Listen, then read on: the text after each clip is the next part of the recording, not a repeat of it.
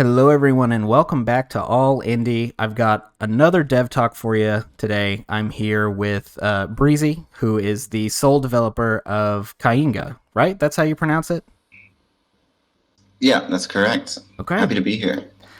Well, thank you for being here. I appreciate your time. Tell me a little bit about yourself. How did you get into game design? What are some of your favorite games and some of your earliest games? Yeah, sure. I've been a fan of games all my life, and I kind of started out just modding games like Counter-Strike, Source, Morrowind, and Half-Life. Oh, wow, you're going way back. But yeah, I'm old. Well, not that old actually. Hey, But easy now. I remember playing Morrowind. All right, I'm not that old either. yeah, it's a good game. It's pretty solid, and the creativity from the level designers was pretty. It was a lot of fun. But apart from that, I don't have any game dev experience um, or development experience of any kind until I started. I decided to learn and create a game of my own. So I taught myself Unreal Engine and Blender and a lot of other programs to create what you see before you. Wow, that's awesome. So, something that I really want to talk about uh, before we get into too much of the technical questions. How on earth did you come up with the idea for this game? And the reason that I ask you that is because in my head, like the sort of civilization base builder, and I'll put like heavy quotes around base builders, and Hmm. roguelikes are in my head like on the complete opposite ends of the gaming spectrum. Like I usually think of base builders as being kind of slow. When you have a problem, you normally have a good amount of time to react to it, and you can sort of put things in place so that it doesn't happen again.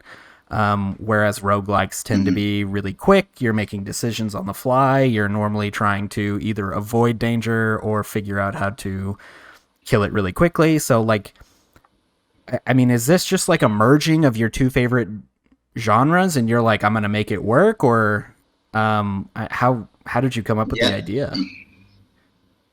I mean, yeah, it's pretty much that. Basically, I wanted to. I'm creating the game I wanted to play. So for the longest time, I wanted to play a game where every time you opened it up, it was different because the some of the most fun is playing uh, a base builder or city builder for the first time and figuring out the systems, figuring out how things work, what's dangerous, what's good, and so forth. And I wanted to play a game where um, that feeling would be emulated every time you tried it. And that kind of just fell into the lap of the roguelite genre. And additionally, I wanted to play around with verticality because most city builders and similar type games, they're very flat. You have your big open field where you can build your city. And I wanted to constrain the player a lot more and say, you only have this much space, you only have these resources, and you have to struggle with that and make it work. And I think roguelites thrive in that environment as well. You don't have all the tools at your disposal all the time, but you have what you need and you make it work as best you can. It wasn't easy as well. It didn't come together all in one day. It took Right. some time to figure out um, like how to because the city builder like requires certain elements. You have to have buildings, you have to have houses, farms, all of these things. So if it was completely random, that wouldn't be possible. You could there was an early build where you could get technologies and never have a house, and it was like, oh, that doesn't make sense. Right. So it took a lot of tweaking to make it work.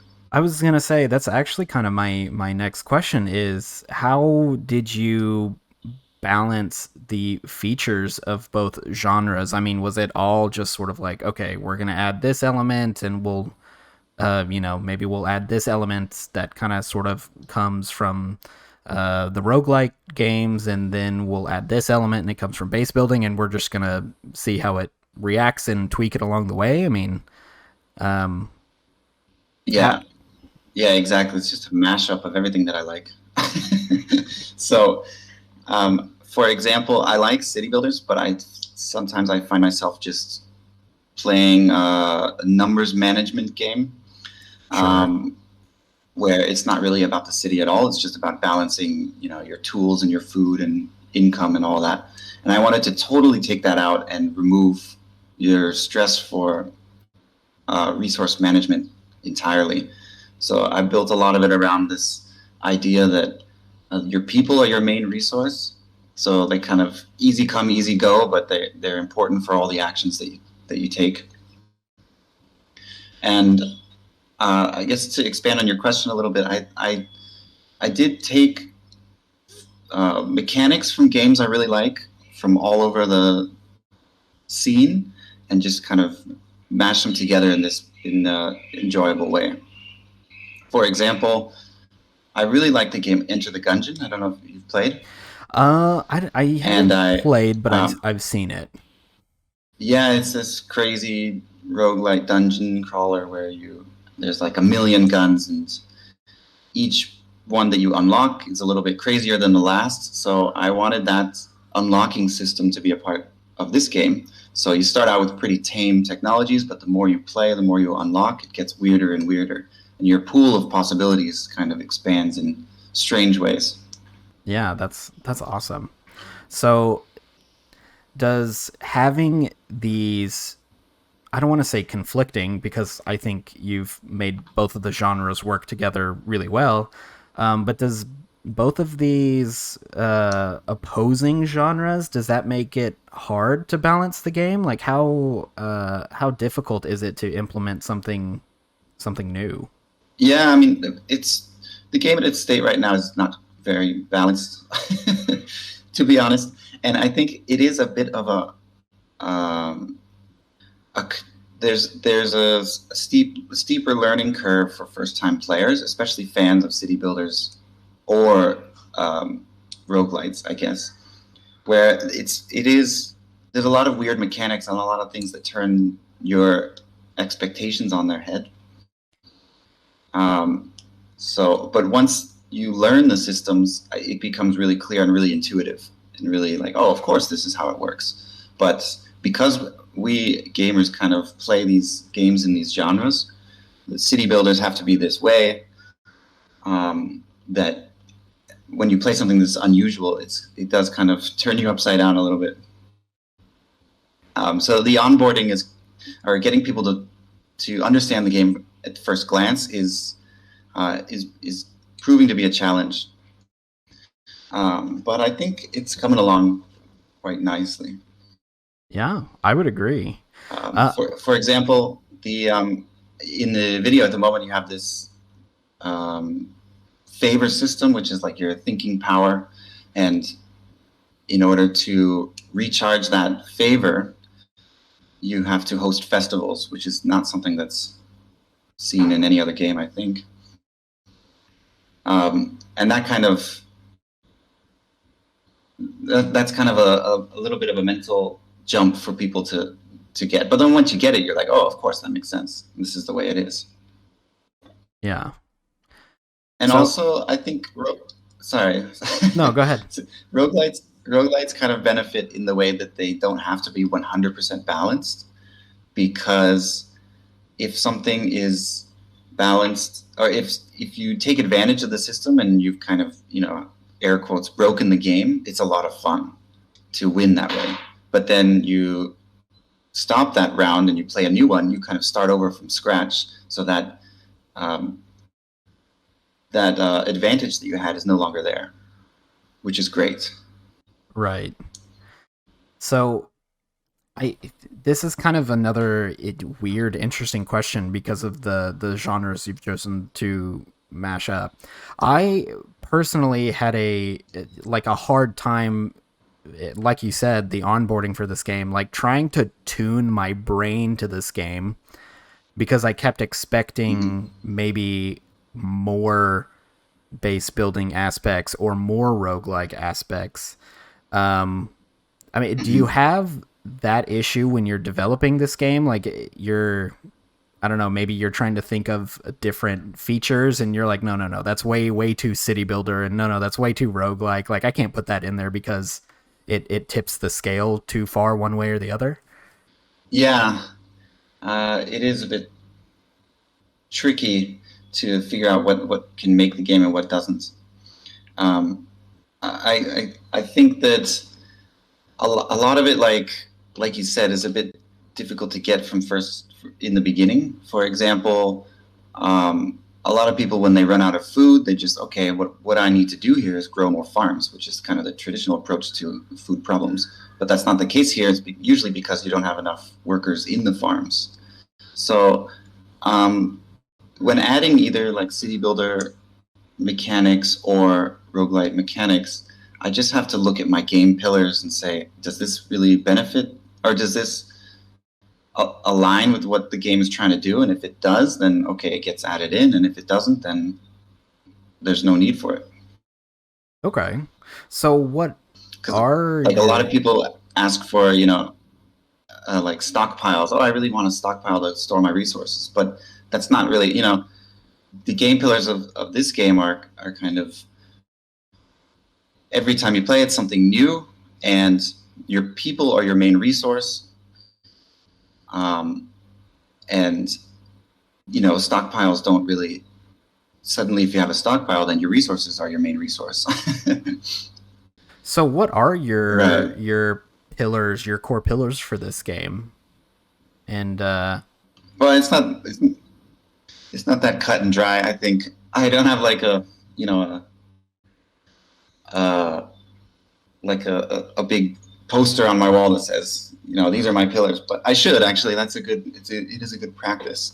But I wanted to, like I said before, create a system where your people are your main resource, and everything's kind of based around that. And then I wanted to constrain um, every aspect of the game and have limits on everything, but have the ability to break those limits.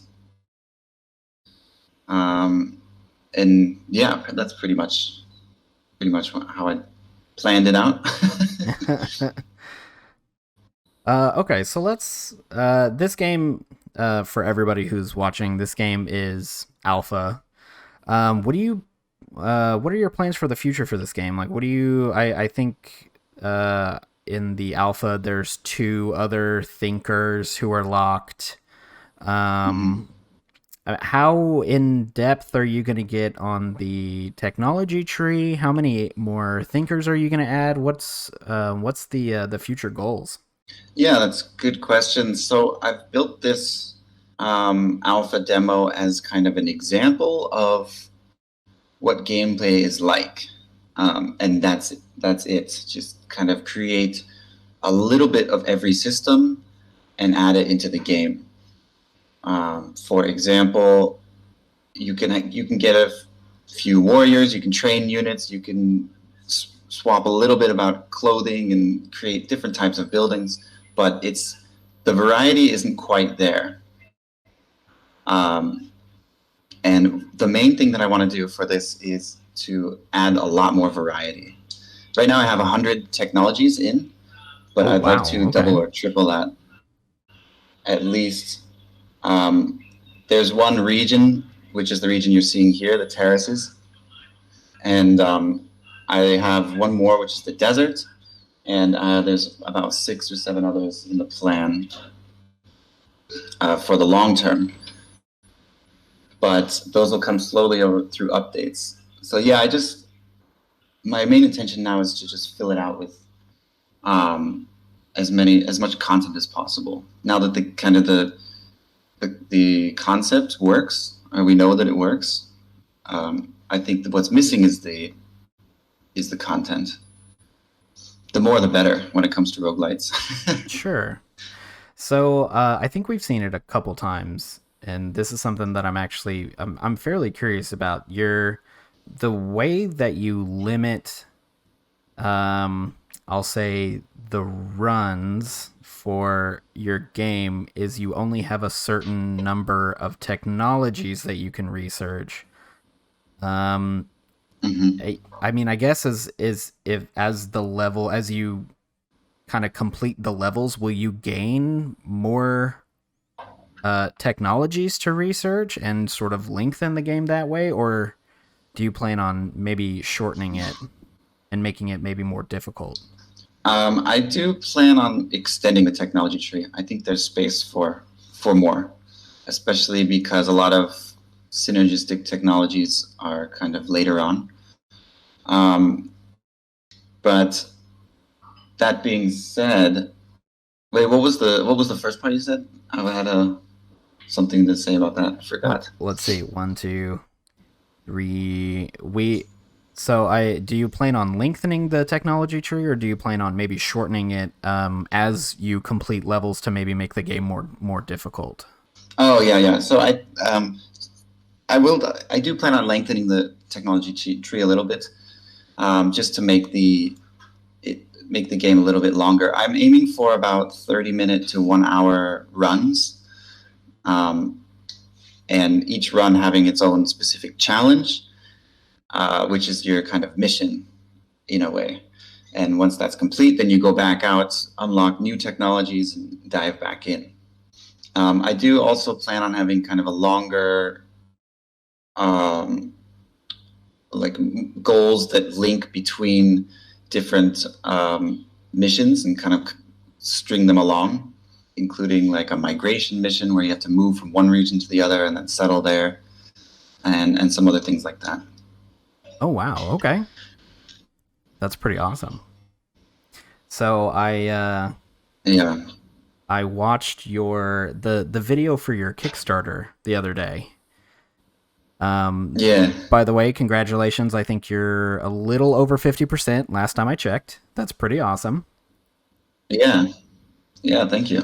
Um, so in the video, you say that you're a world traveler, and that had a lot of or that had a decent amount of influence on the game. How did traveling maybe change the game? How did it influence it? I mean, was it purely design, or did it also affect the technologies in some way? Yeah, it did, and I think a lot of it was just traveling the world and learning about ancient cultures and the really cool and innovative ways that they adapted to their environments. Um, really inspired a lot of this game. Like for example, in Myanmar, they have cities that float on lakes. So it's an entire city that's floating, and then because you can't grow food on water, they invented a system of floating farms, and it's just incredibly interesting and something that I've never seen before in a game. So I wanted to add all of those cultural aspects into the game. And I have been around the world, and I think the inspiration from civilizations around the world is limitless.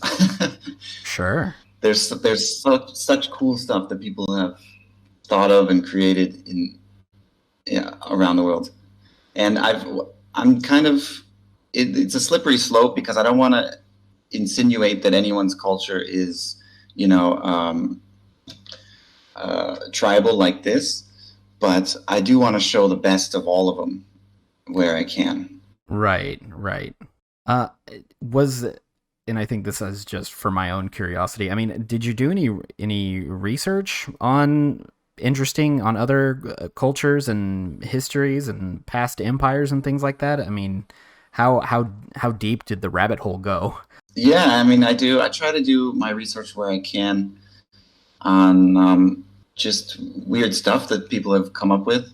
Um, I I kind of browse a lot of subreddits for strange villages and historical cultures and things like that to get a bit of inspiration.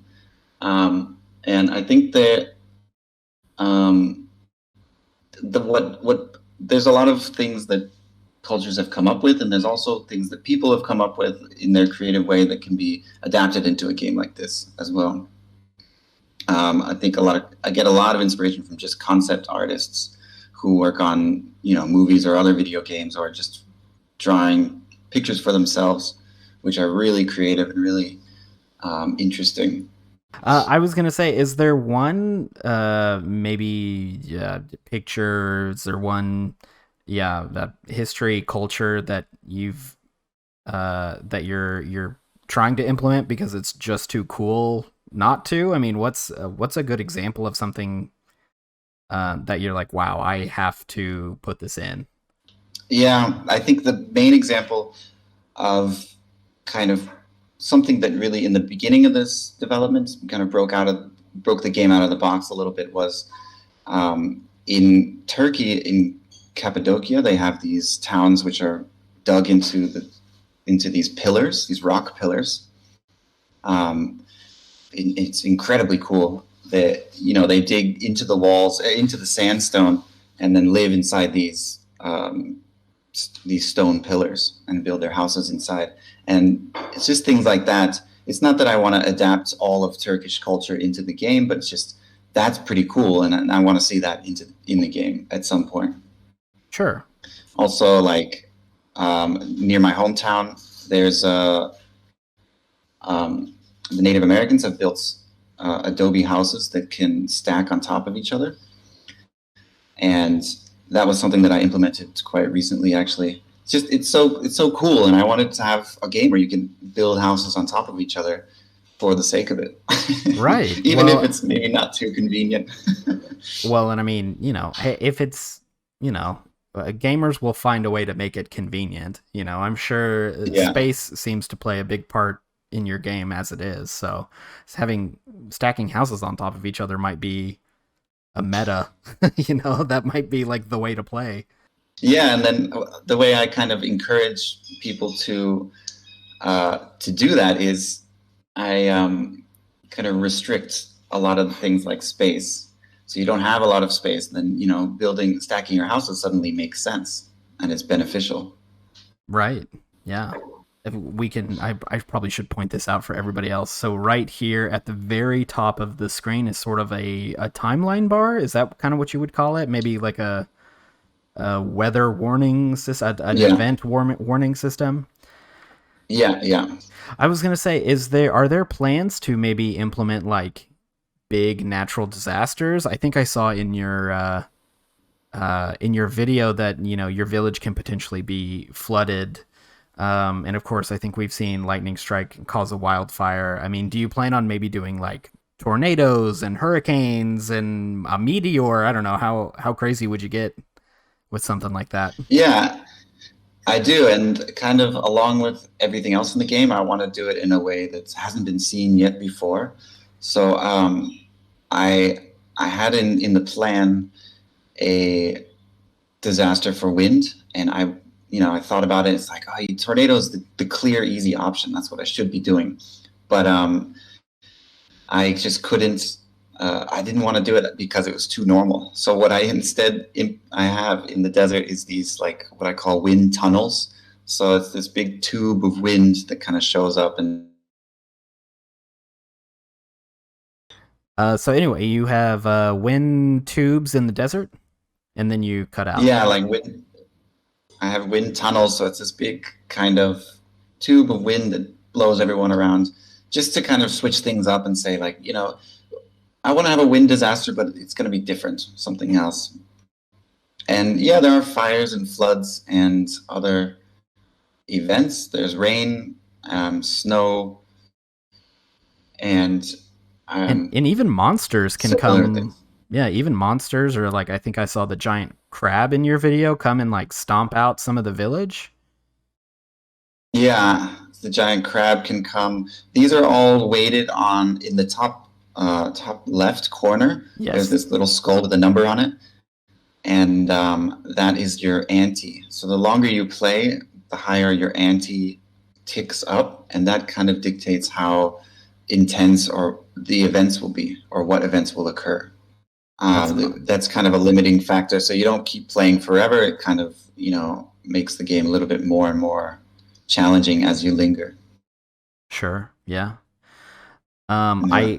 I like all of the I like all of the disasters and all of the like buildings and stuff that you've got going on. I think for this is Mhm. an excellent game for pre-alpha. And so I think I'd like to ask some fun questions if you're okay with that. Um, Yeah, I'm always up for fun. yeah. Where have you traveled? I mean, can if you know, being a self-proclaimed world traveler, how many countries have you visited? What all have you seen? Yeah, I guess I've been to over 60 countries. 60, So six zero countries. yeah, Oh yeah, man, I you know must have it's kind of an embarrassing large list. well, there's nothing wrong with that. You must have like a hell of a passport book. Yeah, I mean, I've had to have the pages added a couple times. But now that I haven't traveled in a long time, but yeah, I've been all throughout Central and South America because I speak Spanish as well. Oh wow. Um, I live in Asia. I've traveled all around here, and then my family is from Europe, and so I've traveled around Europe as well. But I haven't been to some key countries. Like I've never been to China or even England. So I've somehow keep going to all the countries, on every corner of the earth. Yeah. There's nothing wrong with that. Yeah, Has your family played your game and what do they think about it? yeah. I have a couple brothers, and they've played it. And they really enjoyed it. I mean, it took some time, when 2 years ago when I showed them, they're like, "Oh, okay, what's going on here?" But now that it's really coming together, that it's really, um, it's they've been enjoying it, and I have to thank them for the endless amount of playtesting they've offered. Right. It's always helpful. But for my parents, this is still kind of one of those things where they support me entirely, but don't quite understand um, my passion, I guess. Sure. So I normally ask people what their like favorite play style is or what their favorite strategy is. I'm not sure. I'm trying to think of how to phrase that question, how it pertains to your game. I mean, I guess Yeah. do you have a favorite like natural disaster? Do you have a favorite military unit? Uh, was there is there what were the monsters fun to design, and do you have a favorite one that you can share Yeah. with us? Yeah. So I really do like the animals in the game. Um, I think at some point every animal ends up having a shell on its back, which is fine. But I have these really tall walkers. I think one walked by in your town in the video, and I really enjoy taming them and building on their backs and making them a part of the town, even though it's not entirely essential for the success of the round. I think it's just a lot of fun to see your houses walking around. Sure. Um, Well, and you can also I'm trying to make. make every yeah. I was gonna say you can also make them a part of your military, right? Because you can build like cages on top of them. Yeah, you can put your archers up there. You can ride snails into battle and let them breathe acid on people and melt them. I'm trying to make all the creatures tameable, and then also all of them uh, able to be built upon, except for the largest of the creatures, the leviathans.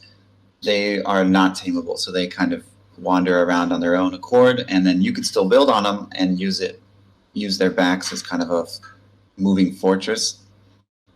But that leaves you up to their whim of where you're going to end up. sure. So well, that brings up an Yeah. interesting technical question before I ask more fun questions. Is there a possibility that you add livestock into this game since you kind of plan on doing some kind of taming? Yeah, I do have one technology just to see if I could about a snail and how you can harvest silk from the snail. And I think I would like to have more livestock, but not in the traditional sense of having chickens or something like that. I want to make sure that all the animals are bigger than life, and that um, and having them a part of your town, I think is great. I think it's a lot of fun um, from a player's point of view. Yeah, absolutely. I didn't even realize that I kept coming across that technology and was like, what am I taming? Like what exactly is going to happen if I invest in this technology? So now that I know, I kind of want to go try it. Kind of Yeah, want to rope one in and see if we can conquer other villages or something like that. yeah. My advice would be send more people than you think because all of the animals are pretty ruthless. Okay, I'll keep that in mind. Appreciate the tidbit. Yeah, I have a So, really cool animal which I haven't shown yet, which is like it's a mix between an elephant and like a yak, and then it has a turtle shell on its back as well.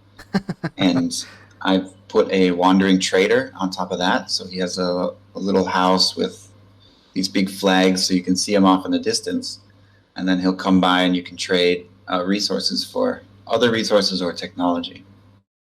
oh wow, okay. So now that we're talking about some of the animals and some of the stuff, I'm remembering from your video that some of these villages can get just like massive, like just build all over the entire island. Um, Hmm. is something like that gonna be? I don't want to say like difficult, but is that going to change the some of the features and maybe some of like the micromanaging or the macro managing aspects of this game? Yeah, the villages are limited to the space around your campfire to try to limit, you know, building all over the map. Um, and that's that area around your campfire, which is kind of this ring, grows when you host festivals as well. But in terms of the management, I've really tried to make the people self-sufficient in a way where all you have to do is put things down, and they will manage those as best they can. Of course, they're not 100% efficient, but if you have extra people, they will go find tasks that need to be done and go do them. And also in terms of from a player's point of view, I try to follow this simple rule that every building needs a person to operate, so that kind of you can be clear with yourself, like, okay, I have, 5 houses, 5 farms, and 10 people, so every building's being operated perfect, something like that. Okay. Okay, so back to maybe more fun questions because I just thought of one. I noticed Okay. the design of your people are very Paper Mario ish. Was Yeah. that a nostalgia decision for you, or did it just kind of happen that way because of the tools you were using? Yeah. No. The That's right. I've actually never played Paper Mario, but a lot of people make that connection, or to Don't Starve. But yeah, I Oh really yeah, I can wanted see this that. from the beginning. This is one of the features, or one of the art direction designs that I would not compromise on. Even though I built this game in Unreal Engine, and its Unreal Engine is not very friendly to 2D characters in 3D spaces. I really forced it to work because I really like that nostalgic look, the way that it feels like an old game does. And I think the choppy animations really add to that as well, where you know what they're doing, but it's not smooth. This is not the next. Call of Duty in terms Right. of art, but I think it's really worked out well. Yeah, no, I like it. I was gonna say it made me feel nostalgic for. I'm trying to think of like old school Civilization and maybe even like Age of Empires. I'd Mhm. probably throw in there as well. Like some of those Yeah, really old school computer games are, yeah. This game really reminds me of that sort of nostalgic feeling. yeah. And the way I've done it, I've kind of drawn these 2D characters, and then they can move in these 8 directions. So it is a lot of work. If you're a game designer and you're thinking about implementing something like this, just think about the time that goes into drawing animations. I think for the worker alone, I have 700 frames of animations, Oh and then wow! all the other characters as well. Yeah, So and this uh, being a solo developer, would you consider anime art and animation one of your like one of the most difficult things to do, or is that maybe just sort of a curse of the technology you're using? um, I'd say art and animation is maybe the most time consuming, in terms of the amount of time it takes to make progress. But then again, like on days when I'm just hammering away at programming day after day, and then I can take a break and just do some drawing, it's really refreshing.